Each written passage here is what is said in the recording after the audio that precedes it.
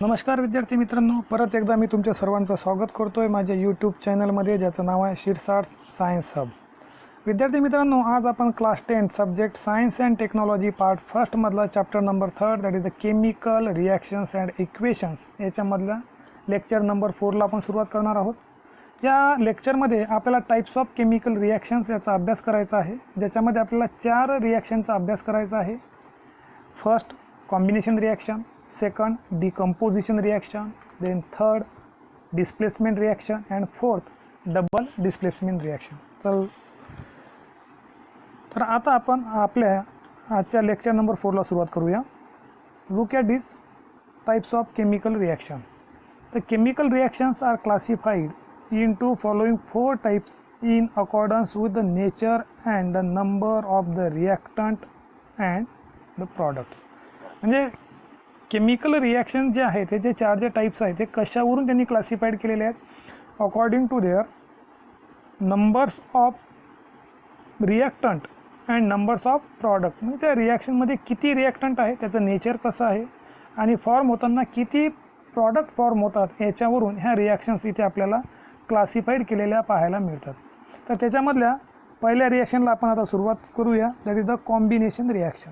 What is the combination reaction? Combination reaction म्हणजे नेमकं काय, तर हे पाहण्याआधी त्यांनी आपल्याला काही ॲक्टिव्हिटी दिलेल्या आहेत, त्या ॲक्टिव्हिटीचा आपण अभ्यास करूया. म्हणजे आपल्याला कॉम्बिनेशन रिॲक्शन म्हणजे काय हे सहज लक्षात येईल. Look at this, that is the try this. त्यांनी ॲपरेटस दिलेले आहे, इथे टेस्ट ट्यूब आहे, ग्लास रॉड आहे आणि बीकर आहे. Then chemicals, hydrochloric acid, ammonia solution and slack lime दिलेलं आहे. आता ॲक्टिव्हिटी फर्स्ट ती आपण पाहूया कॉम्बिनेशन रिॲक्शनमधली. Look at this, that is the activity first. Take a small amount of hydrochloric acid in a test tube. Heat the test tube. Dip a glass rod in ammonia solution and hold on the top of the test tube. You will observe a small white smoke emitting from the tip of the glass rod. What must have happened? ना बघा काय केलेलं आहे की एका taste ट्यूबमध्ये hydrochloric acid घेतलं आहे आणि त्याला आपण हळू हीट करायला सुरुवात केलेली आहे. जेव्हा आपण हायड्रोक्लोरिक ॲसिडला हीट करू तेव्हा त्याचे वेपर्स जे आहेत ते बाहेर निघायला सुरुवात होईल. त्याच वेळेस एक ग्लास रॉड घ्यायचा, त्या ग्लास रॉडला अमोनिया जो आहे तो लावून आपण जे अमोनिया सोल्युशन जे आहे ते लावून आपण त्याला त्या टेस्ट ट्यूबच्या टिपवर धरायचं आहे. म्हणजे त्याच्यामधून सुद्धा अमोनिया जो गॅस आहे तो त्याच्यामधून इव्हॉल्व होईल आणि इथे जे वेपर आहेत हायड्रोक्लोरिक ॲसिडचे आणि जे गॅस आहे अमोनिया गॅस, इथे त्यांच्यामध्ये आपल्याला रिॲक्शन्स होताना पाहायला मिळेल. आता त्याच्यामधून नेमकं व्हाईट स्मोक जो आहे तो बाहेर पडताना आपल्याला पाहायला मिळतो. मग नेमकं असं का होतं ते आपल्याला पाहायचं आहे. Look at this. Due to heating of HCl vapour started coming out from the test tube and NH4 gas came out from the solution on the glass rod. The ammonia gas and hydrogen chloride gas reacted to form the salt ammonium chloride in gaseous state first, but immediately due to the condensation process at the room temperature it got transformed into the solid state. म्हणजे जेव्हा आपण त्या taste ट्यूबला heat करतो तेव्हा त्याच्यामधून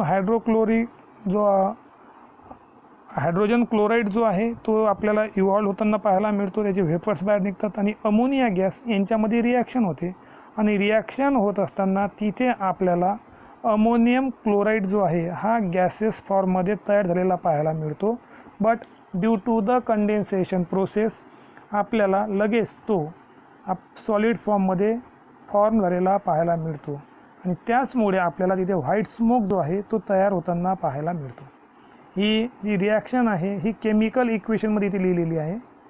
NH3 ammonia plus HCl it is the hydrogen chloride. म्हणजे इथे बघा गॅस दोन्ही गॅसच्या स्वरूपात and here NH4Cl that is the ammonium chloride आपल्याला इथे मिळालेला आहे. म्हणजे इथे आपण ज्या रिॲक्शनचा अभ्यास करत आहोत टाईप्स ऑफ रिॲक्शन ज्या आहेत ह्या कशावरून काढलेल्या आहेत तर number of reactant and product. म्हणजे या केसमध्ये पहा सर्वात आधी इथे रिॲक्टंटची संख्या आपल्याला 2 पाहायला मिळते आणि फॉर्म झालेला प्रॉडक्ट जो आहे हा इथे आपल्याला सिंगल पाहायला मिळतो. दॅट इज द ॲक्टिव्हिटी फर्स्टमध्ये. देन ॲक्टिव्हिटी नंबर सेकंड,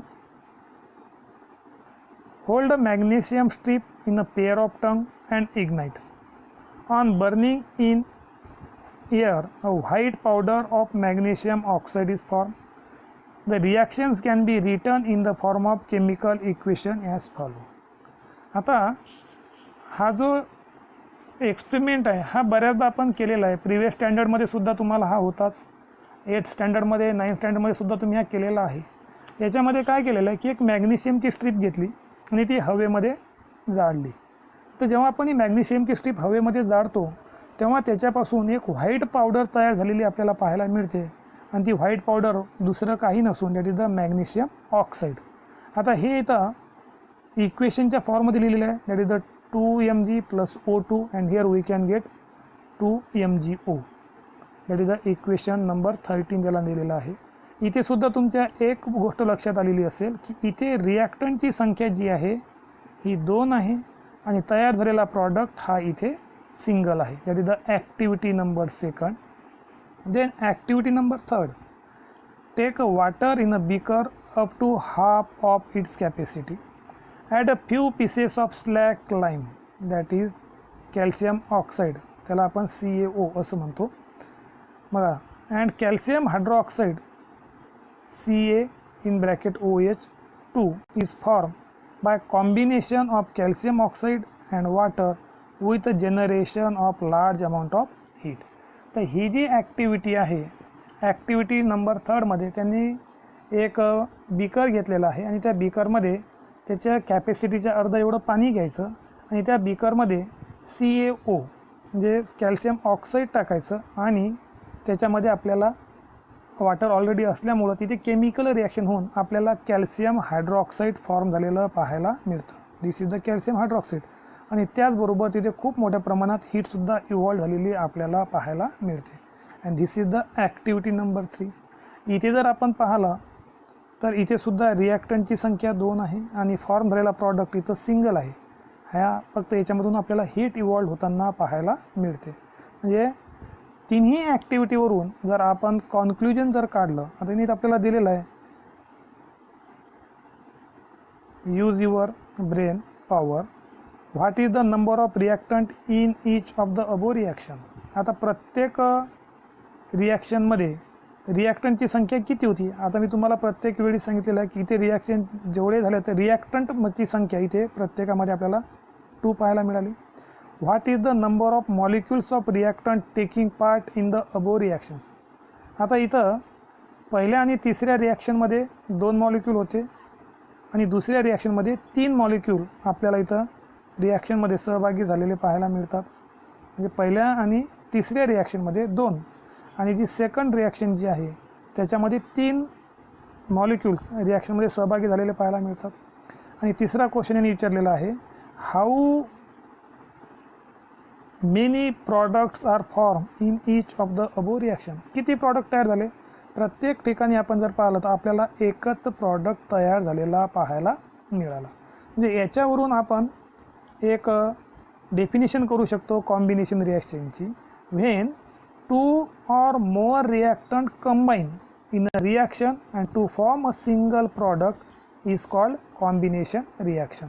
जी तुम्हाला इथे दिलेली आहे. Look at this is the definition of the combination reaction.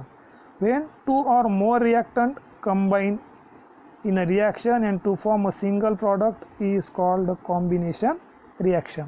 म्हणजे जर 2 किंवा 2 पेक्षा जास्त रिॲक्टंट एकत्र येऊन जी रिॲक्शन होते आणि फॉर्म होणारा प्रॉडक्ट मात्र हा एकच असतो.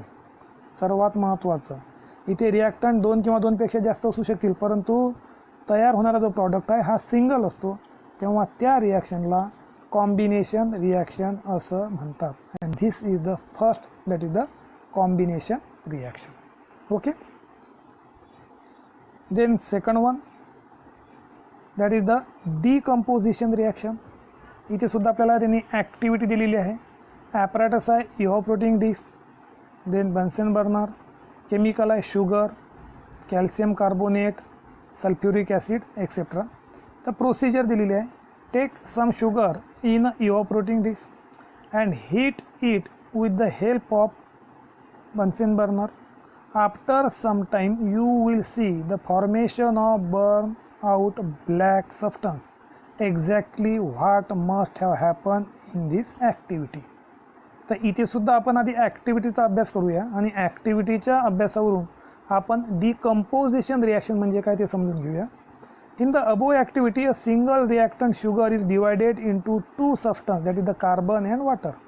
आता आपण काय केलं की एका बीकरमध्ये शुगर घेतली C12H22O11 आणि याला त्यांनी इथे हीट केलेलं आहे आणि इथे तयार झालेलं आहे कार्बन आणि वॉटर म्हणजे 12C प्लस 11H2O.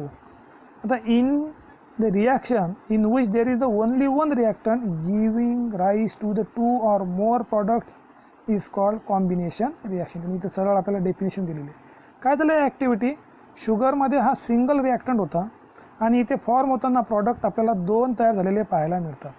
म्हणजे जेव्हा ज्या रिॲक्शनमध्ये रिॲक्टंट हा सिंगल असतो एकच असतो आणि त्याच्यापासून दोन किंवा दोनपेक्षा जास्त प्रॉडक्ट फॉर्म होतात तेव्हा त्या रिॲक्शनला डिकम्पोजिशन रिॲक्शन असं म्हटलं जातं. म्हणजे when here AB and we can get A plus B. म्हणजे इथे रिॲक्टंट हा सिंगल आहे आणि इथं तयार होणारा जो प्रॉडक्ट आहे किती दोन तयार झालेले आपल्याला पाहायला मिळतात. म्हणजे सरळ सरळ जी पहिली आपण रिॲक्शन जी पाहिलेली आहे कॉम्बिनेशन रिॲक्शनच्या अपोजिटमध्ये आपल्याला डिकम्पोजिशन रिॲक्शन पाहायला मिळते. याची परत एक ॲक्टिव्हिटी ती दिलेली आहे ती सुद्धा आपण पाहून घेऊया. यात 2 test tube, bent tube, rubber cork आणि बर्नर हे साहित्य दिलेलं आहे. केमिकल आहे calcium carbonate, then freshly prepared lime water इथे दिलेलं आहे. Procedure take some calcium carbonate in a test tube, fit a bent tube to the test tube with the help of the rubber cork, insert other end of the bent tube in the freshly prepared lime water taken in the other test tube, heat the powdered calcium carbonate in the first test tube strongly, the lime water will turn milky. तर एक activity दिलेली आहे त्यांनी. 2 test tube घेतल्या, एका taste ट्यूबमध्ये calcium carbonate घेतलं, दुसऱ्या taste ट्यूबमध्ये lime water घेतलं. इथं बेंड झालेली जी आपण ट्यूब आहे ती ज्याला यूट्यूब जी आहे ती रबर कॉर्कच्या सहाय्याने दोन्ही टेस्ट ट्यूबमध्ये व्यवस्थित फिट केलेली आहे आणि त्यांनी म्हटलेलं आहे इथे की कॅल्शियम कार्बोनेट जे आहे याला आपल्याला हीट करायचं आहे. आता काय होईल जेव्हा कॅल्शियम कार्बोनेटला इथे हीट केलं जातं, लुक ॲट दिस CaCO3ला इथे हीटचा सिम्बॉल दिला आहे. We can get here CaO and CO2. म्हणजे इथे कॅल्शियम ऑक्साईड तयार होतो आहे आणि कार्बन डायऑक्साईड गॅस याच्यामधून इव्हॉल्व होताना पाहायला मिळतो आहे. म्हणजे जर इथं पाहिलं आपण तर ही सुद्धा ॲक्टिव्हिटी डिकम्पोजिशन रिॲक्शनला रिलेटेड आहे. इथे रिॲक्टंट सिंगल आहे आणि फॉर्म होणारे प्रॉडक्ट इथे आपल्याला दोन पाहायला मिळतात. And this is the under one activity. आणि इथेच परत एक आपल्याला इक्वेशन दिलेलं आहे. Look at this the hydrogen peroxide naturally undergo slow decomposition into water and oxygen. Hydrogen peroxide आहे आणि याचं डिकम्पोजिशन झाल्यानंतर इथे आपल्याला H2O आणि ऑक्सिजन गॅस तयार होताना पाहायला मिळतो. म्हणजे इथे सुद्धा रिॲक्टंट सिंगल आहे आणि फॉर्म होणारे प्रॉडक्ट हे दोन आहेत. म्हणजे equation number that is the 16 and 17 both are decomposition reaction. म्हणजे दोन्ही जे एक्झाम्पल आहेत ते आपल्याला डिकम्पोजिशन रिॲक्शनचेच आहे ते पाहायला मिळतं. इथे परत तुम्ही जो 9व्या वर्गामध्ये अभ्यास केलेला आहे कॅन यू रिकॉल याच्यामध्ये तुम्ही इलेक्ट्रोलिसिस म्हणजे काय याचा अभ्यास केलेला आहे आणि त्याच्या साह्याने वॉटरला आपण दोन भागामध्ये कशाप्रकारे डिकम्पोज करतो H2 आणि ऑक्सिजन म्हणजे हायड्रोजन गॅस आणि ऑक्सिजन गॅस त्याच्यामधून कशाप्रकारे इव्हॉल्व होतो हे सुद्धा आपण 9th स्टँडर्डमध्ये पाहिलेलं आहे. Look at this we have studied in the previous standard that water decomposes into hydrogen and oxygen gases on passing electric current through the acidulated water, and this decomposition takes place by means of electric energy and therefore it is called electrolysis. हे याचं decomposition जे आहे हे इलेक्ट्रिकच्या सहाय्याने केलं जातं आणि म्हणून त्याला इलेक्ट्रोलिसिस म्हटलं जातं. इथे ती रिॲक्शन दिलेली आहे. ही रिॲक्शनसुद्धा आपल्याला डिकम्पोजिशन रिॲक्शनला रिलेटेड असलेली पाहायला मिळते. म्हणजे इथे single reactant and formation of product there are the two and that's why it is the decomposition reaction. तर याच्यावरून आपण जे कॉन्क्लुजन जे काढतो किंवा जी डेफिनेशन आहे ती इथे आपल्याला दिलेली आहे. The chemical reaction in which 2 or more products are formed from a single reactant is called decomposition reaction. म्हणजेच जो रिॲक्टंट आहे हा सिंगल असतो आणि त्याच्यापासून 2 किंवा 2 पेक्षा जास्त प्रॉडक्ट तयार होतो, अशा रिॲक्शनला डिकम्पोजिशन रिॲक्शन असं म्हणतात. And this is the second type of reaction, that is the decomposition reaction. इथे तुम्हाला एक ब्ल्यू फॉर्ममध्ये माहिती दिलेली आहे. Many degradation process takes place in the nature surrounding us. Organic waste is decomposed by microorganisms and as a result manure and biogas are formed. Biogas is used as a fuel. इथं degradation process होते, विघटन होतं आणि त्या विघटन झाल्यामुळं जे सेंद्रिय वेस्ट मटेरियल जे असतं त्याच्यामध्ये बायोगॅस जो आहे तो तयार होतो आणि त्याच्याचबरोबरीने फ्युएल तयार झालेलं आपल्याला पाहायला मिळतं. Then next one, look at this displacement reaction.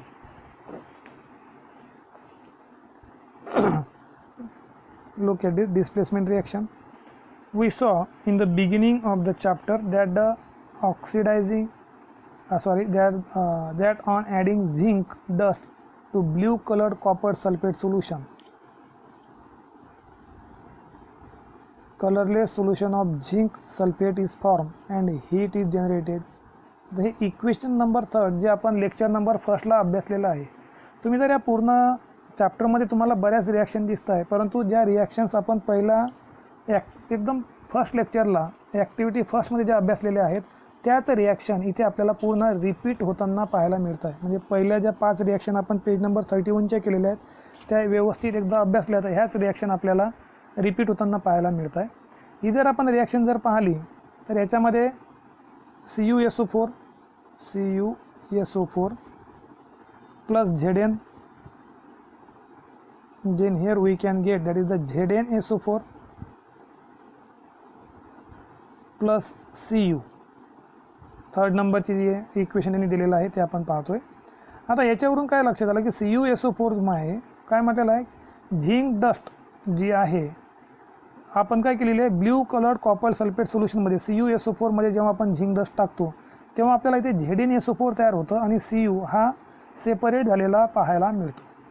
आता याच्यावरून त्यांनी काय काढलेलं आहे, from that we learn that the Zn2+ ions form from Zn atom. आता याच्यामध्ये Zn2+ आयन्स तयार झालेले आहेत Zn ॲटमपासून and takes place of Cu2+ ions in a copper sulphate and Cu atoms form from Cu2+ ions comes out. It means that Zn displaces Cu from CuSO4. म्हणजे इथे जर आपण पाहिलं तर हा Zn या Cuला रिप्लेस करतोय आणि त्याची जागा इथे घेताना आपल्याला पाहायला मिळतोय ZnSO4 मध्ये आणि Cu हा इथे सेपरेट झालेला पाहायला मिळतो. म्हणजे Zn जेव्हा आपण त्याच्यामध्ये टाकतो तर Zn पासून जो आहे झिंक जो आहे त्याच्यापासून Zinc2+ आयन्स फॉर्म होतात आणि हे Zinc2+ आयन जे आहेत हे जे कॉपर आहे कॉपरला रिप्लेस करतं आणि कॉपर जो आहे हा Cu2+ पासून हा आपल्याला Cu मध्ये फॉर्म होताना पाहायला मिळतो. म्हणजे इथे एक जो आहे हा दुसऱ्याला डिस्प्लेस करताना पाहायला मिळतो. म्हणूनच ही जी रिॲक्शन आहे याला डिस्प्लेसमेंट रिॲक्शन असं म्हटलं जातं. Look at the definition here.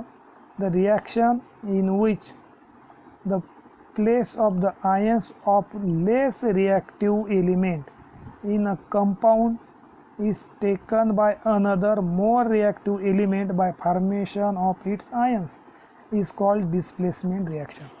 म्हणजेच more reactive element हा less reactive element ला displace करतो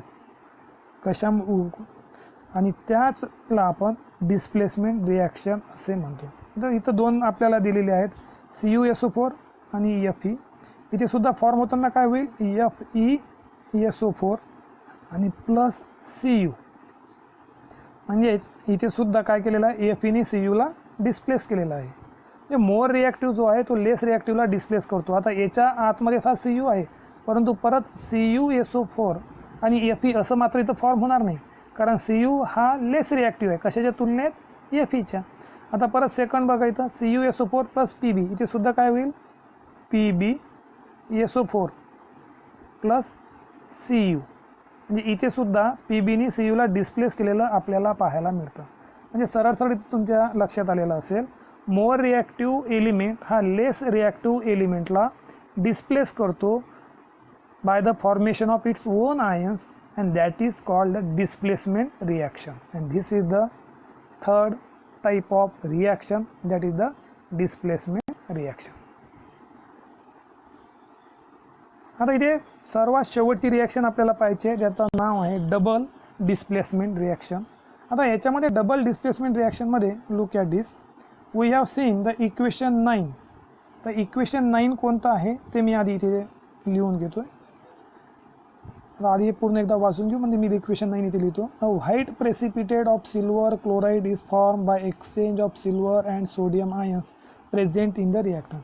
आता इथे जे इक्वेशन 9 इथे एकदा मी लिहितो, दॅट इज द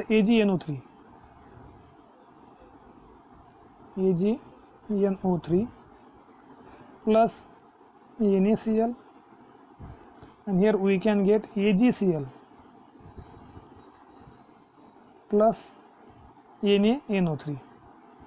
NaNO3.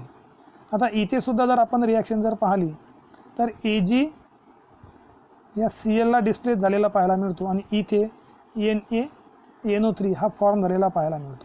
म्हणजे इथे एक नाही, दोन्ही ठिकाणी आपल्याला डिस्प्लेसमेंट पाहायला मिळते. आणि जे इक्वेशन नंबर 9चा जो उल्लेख केलेला आहे ते 9 नंबरचं इक्वेशन मी ते लिहिलेलं आहे. आता बघा काय म्हटलं, the reaction in which the ions in the reactants are exchanged to form a precipitate are called double displacement reaction. आता याच्यामध्ये आपण सुद्धा ही रिॲक्शन पूर्ण अभ्यासलेली आहे. याच्यामध्ये व्हाईट PPT आपल्याला सिल्वर क्लोराईडचा तयार झालेला पाहायला मिळतो, आणि या रिॲक्शनला डबल डिस्प्लेसमेंट रिॲक्शन असं म्हणतो, कारण या रिॲक्शनमध्ये जे आयन्स फॉर्म झालेले आहेत in the reactant are exchange, ते एकामेकाला एक्सचेंज करतात, आणि इथे PPT फॉर्म झालेला पाहायला मिळतो. and this type of the reaction it is called double displacement reaction. त्यांनी याच्यामध्ये आपल्याला एक ॲक्टिव्हिटी दिलेली आहे, recall the activity 3 in which you added potassium chromate, that is the K2CrO4 into the solution of barium sulfate BaSO4. आता याची reaction जर आपण इथे पाहिली, that is the BaSO4 plus K2CrO4, and here we can get BaCrO4, BaCrO4, that is the PPT, and plus K2SO4. इथे जर तुम्ही पूर्ण रिॲक्शनचा जर ऑब्झर्व केला तर हे जे आहे BA हा इथून आपल्याला इथे गेलेला पाहायला मिळतोय, म्हणजे BaCrO4 हा इथे तयार झालेला आहे, आणि हा K2 जो आहे इथे आलेला पाहायला मिळतो, म्हणजे K2SO4. Double displacement reaction. काही प्रश्न इथे आम्ही आपल्याला विचारलेले आहेत, त्याचे आपण आन्सर देऊया. First question, what was the colour of the precipitate form. त्याचा कलर कोणता आहे, that is the yellow colour. He reaction आपण आधी अभ्यासलेली आहे. येलो कलर, येलो जो रंग आहे, कलर जो आहे हा कशाचा मिळतो आपल्याला, बेरियम क्रोमेटचा. हा जो आहे बेरियम क्रोमेट याचा आपल्याला येलो कलर फॉर्म झालेला पाहायला मिळतो. Second, write the name of the precipitate. आता प्रेसिपिटेटचं नेम आपण इथे लिहिलेलंच आहे, BaCrO4, that is the barium chromate, yellow colour.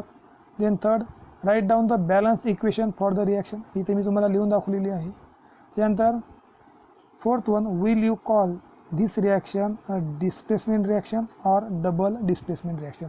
इथे दोन्ही डिस्प्लेट झालेले आहेत, त्याच्यामुळे याला आपण डबल डिस्प्लेसमेंट रिॲक्शन असं म्हणतोय.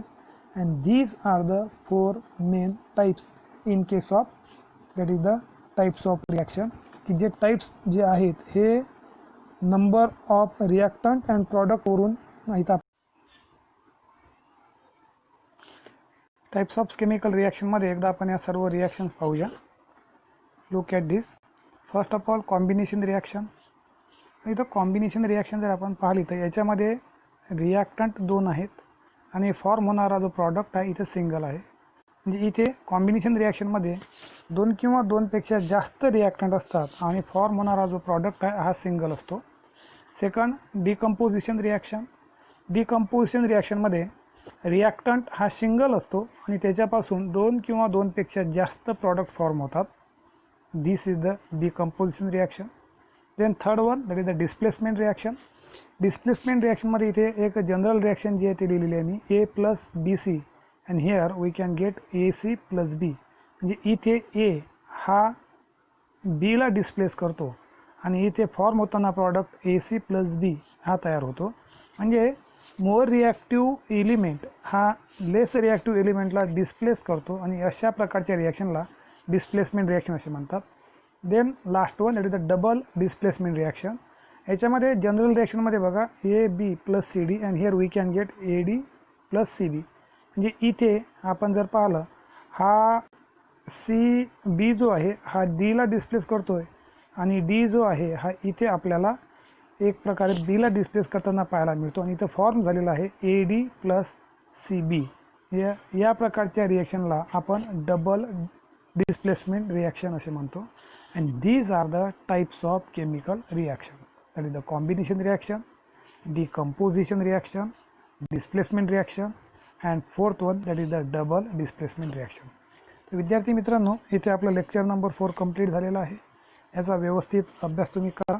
थँक्यू.